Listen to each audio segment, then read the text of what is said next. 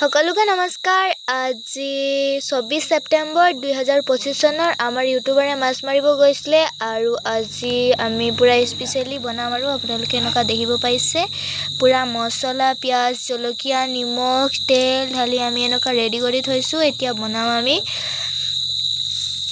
আৰু এইফালে থোৱা আছে একদম পুৰা এফালে 1 কেজি আৰু এফালে 1 কেজি পুৰা একদম টেষ্টি यम्मी ভাল লাগিব আজি খাই মিনে। আজি আমাৰ ডিনাৰটো এনেকুৱা পুৰা দুইটা মানে দুই জেগাৰ মিলাই হ'ব 2 কেজি এনেকুৱা আপোনালোকে দেখিব পাইছে একদম মানে পুৰা টেষ্টি দেখাইছে আৰু এফালে থোৱা আছে এনেকুৱা দেখিব পাইছে